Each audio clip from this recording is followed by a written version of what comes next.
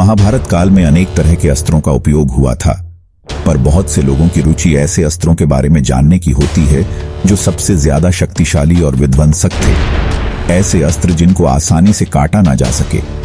इस वीडियो में हम आपको महाभारत काल के ऐसे ही महाशक्तिशाली अस्त्रों के बारे में बताने जा रहे हैं। और आखिरी वाला अस्त्र ब्रह्मास्त्र से भी 5 गुना ज्यादा शक्तिशाली था, इसलिए वीडियो को अंत तक जरूर देखें। पहला है अग्नि अस्त्र। जिस तरह बरसात में आसमान से पानी की वर्षा होती है, उसी तरह से अग्नि अस्त्र के प्रयोग से आसमान से अग्नि की वर्षा होती है। इसे चलाने वाला इससे उत्पन्न होने वाली अग्नि की मात्रा को नियंत्रित कर सकता था। यह अस्त्र लगभग हर योद्धा के पास था, क्योंकि इसे आसानी से मंत्र सिद्ध करके प्राप्त किया जा सकता था। दूसरा है इंद्रास्त्र। इंद्र को पृथ्वी पर आकाश से मिलने वाली शक्तियों का स्वामी समझा जाता है।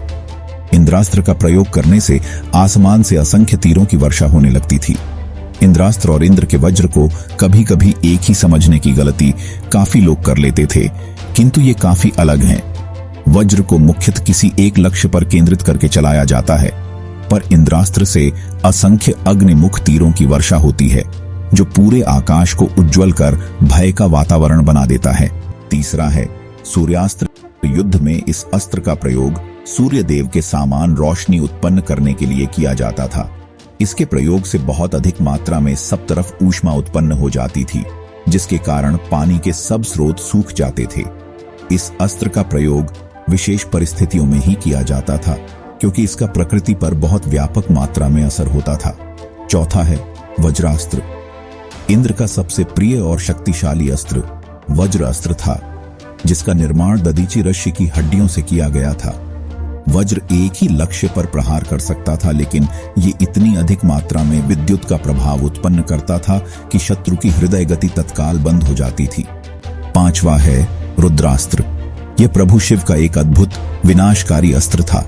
जब भी इस अस्त्र का आह्वान किया जाता था, तब 11 रुद्रों की ताकत इसमें आकर समा जाती थी। इसके आह्वान मात्र से शत्रु सेना में भगदड़ मच जाती थी। भयंकर आंधी और वर्षा को मिलाकर एक ऐसा तूफान बनाता था जो हजारों दुश्मनों को एक साथ मार देता था। छठा है नारायण अस्त्र। नारायण अस्त्र भगवान विष्णु का एक विशेष अस्त्र है। इस अस्त्र को सतयुग में नारायण जी ने खुद बनाया था। जब नारायण अस्त्र चलाया जाता है, तब आकाश में सभी 11 रुद्र, विष्णु जी का चक्र, गदा, विध्वंसकारी त्रिशूल जैसे विनाशकारी अस्त्र भी प्रकट होते हैं, ताकि इस अस्त्र को काटा ना जा सके। यह भी अत्यंत विनाशकारी अस्त्रों की श्रेणी में आता है। सातवां है वैष्णव अस्त्र। वैष्णव अस्त्र की विशेषता उसकी गति में समझी जाती है। इस अस्त्र का निर्माण खुद भगवान विष्णु ने किया था। यह अस्त्र शत्रु पर सीधा न चलाकर आकाश की ओर छोड़ा जाता था, जहां से ये अपनी संपूर्ण गति प्राप्त करता था। आकाश में जाकर ये बिजली सी तेजी के साथ नीचे की ओर आता था, और इससे पहले कि शत्रु अपना अस्त्र इसे काटने के लिए चला सकें, यह शत्रु का संहार कर देता था। इसकी संपूर्ण शक्ति इसकी असीमित गति में ही थी। आज के समय में जैसे सुपरसोनिक मिसाइल होती है, वैसा ही वैष्णव अस्त्र भी था। आठवां है ब्रह्मांड अस्त्र। ब्रह्मास्त्र, ब्रह्मशिरा और ब्रह्मांड अस्त्र, इन तीनों अस्त्रों में से ब्रह्मांड अस्त्र सबसे ज्यादा शक्तिशाली है। जिस तरह ब्रह्मास्त्र की नोक पर ब्रह्मा जी का एक सर प्रकट होता है, उसी तरह ब्रह्मशिरास्त्र, जो ब्रह्मास्त्र का ही एक परिष्कृत रूप है, उसकी नोक पर ब्रह्मा जी के 4 सर प्रकट होते हैं, और ब्रह्मांड अस्त्र पर 5 ब्रह्मा जी के सर प्रकट होते हैं। यह अस्त्र एक रक्षात्मक अस्त्र की तरह उपयोग किया जाता है, जिसकी शक्ति किसी भी अस्त्र को पीछे धकेल सकती है। अगर इस अस्त्र की ताकत को विराट रूप में प्रकट किया जाए, तो न सिर्फ पृथ्वी बल्कि पूरे सौर मंडल तक को ध्वस्त कर सकता है।